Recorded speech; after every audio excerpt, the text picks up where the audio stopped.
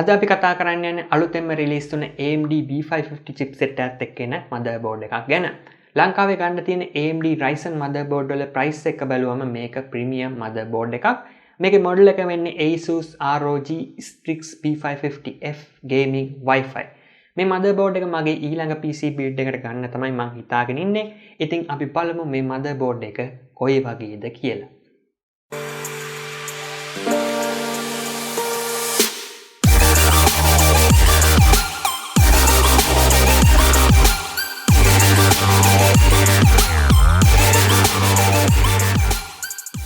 මුලින්ම අපි බලමු මේ motherboard එක unbox කරගෙන මේකත් එක්ක අපිට මොනවද හම්බ වෙන්නේ කියලා.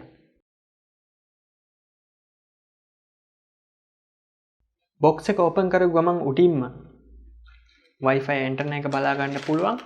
මේක Asus branded movable antenna එකක්. ඊට පස්සේ අපිට motherboard එක මේ විදිහට බලා ගන්න පුළුවන්.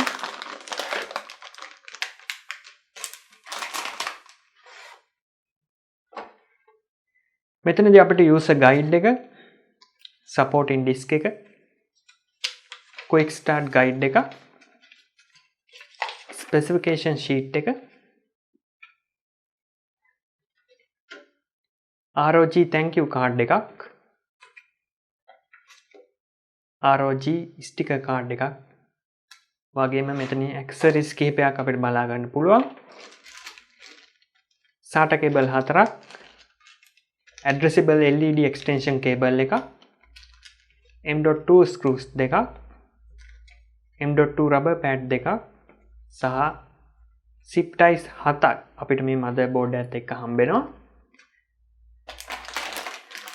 දැන් අපි motherboard එක unwrap කරගමු.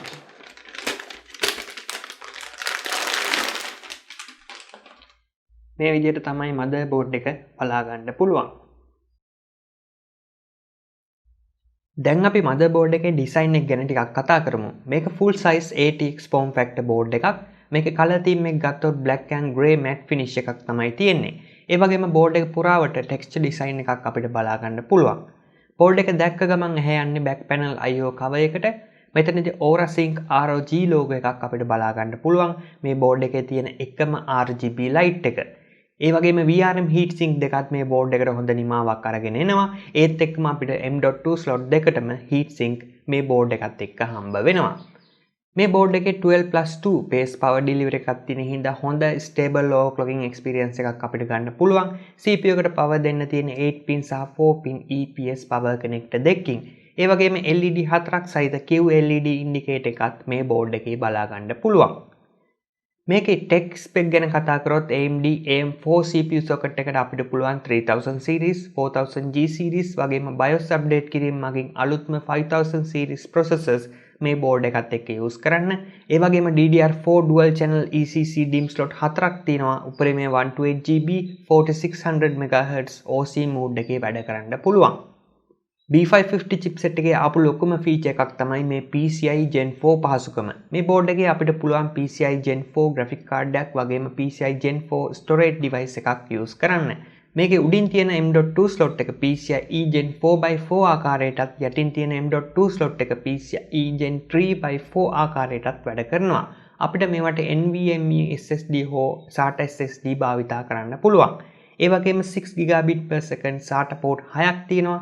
පහළ තියෙන M.2 slot එක අපි use කරොත් SATA port 4ක් භාවිතයට ගන්න පුළුවන්. මේ board එකේ RAID 0110 config කරගන්නත් පහසුකම තියෙනවා. PCIe slot ගත්තොත් Asus safe slot protection එකත් එක්ක එන උඩම PCIe slot එක PCIe Gen 4x16 ආකාරයටත් අනිත් ඒවා PCIe Gen 3 විදිහටත් අපිට use කරන්න පුළුවන්. multi GPU support කරත් AMD Crossfire විතරයි තියෙන්නේ. Nvidia SLI support කරන්නේ නැහැ. gaming board එකක් විදිහට premium supreme FX audio වගේම තවත් ගොඩක් hardware ඒ විතරක් නෙමෙයි තවත් software features අපිට මේ board එකෙන් ලබා ගන්න පුළුවන්. මේක Wi-Fi board එකක් හින්දා අපිට කිසිම expansion card එකක් නැතුව Intel Wi-Fi 6 AX200 වගේම Bluetooth 5.1 use කරන්න පුළුවන්. ඒ වගේම 2.5 gigabit Ethernet LAN port එකකින් හින්දා හොඳ network experience එකක් ගන්නත් පුළුවන්. මේ board එකේ pre-attached IO shield එකක් තමයි අවිත් තියෙන්නේ. back panel IO ports ගත්තොත් BIOS flashback button එක, USB 3.2 Gen 2 Type C port එක, ඒ වගේම Type A port එක, USB 3.2 Gen 1 port 4, USB 2.0 port 2, 2.5 gigabit Ethernet port එක, HDMI port එක, display port එක, Intel Wi-Fi 6 antenna connectors 2 සහ audio jacks අපිට බලා ගන්න පුළුවන්. මේක internal ports ගත්තොත් front panel audio connector එක, Thunderbolt header එක, 12 volt RGB header එක, 5 volt ARGB header එක, sensor headers, chassis fan headers 3ක් අපිට මේ board එකේ බලා ගන්න පුළුවන්. ඒ වගේම USB 2.0 headers 2ක් සහ front panel headers මෙතනදී අපිට බලා ගන්න පුළුවන්.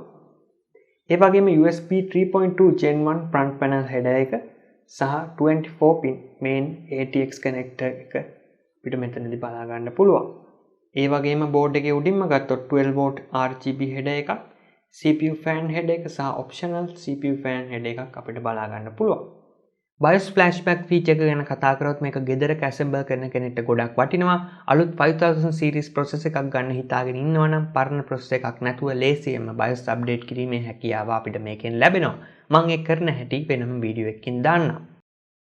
අවසාන වශයෙන් කියන්න ඕන මේක හොඳ future upgradability option එකක්. හැබැයි USB 3.1 Gen 2 front panel connect එකක් එක්ක උඩින් තව addressable RGB connect එකක් තිබ්බනම් හොඳයි කියලා හිතෙනවා. කොහොම වුණත් අපිට අවශ්‍ය ගොඩක් features තියෙන හින්දා මේ motherboard එක ඔයාලගේ PC build එකකට use කරන්න පුළුවන්. මේක මම මිලදී ගත්තේ රුපියල් 45000කට 3 year warranty එක. ඒ ගැන වැඩි විස්තර වීඩියෝ description එකෙන් බලා ගන්න පුළුවන්. මේක ගැන තව දැනගන්න දේවල් තියෙනවා නම් කමෙන්ට් කරන්න. වීඩියෝ එක හොඳයි නම් like කරන්න. දැන්ම ගෙන්න මේ වගේ වීඩියෝස් බලන්න තවමත් RuwanTech YouTube channel එක subscribe කරලා නැත්නම් දැන්ම subscribe කරන්න. තවත් අලුත් වීඩියෝ එකකින් ආයෙත් ඉක්මනටම හම්බෙමු.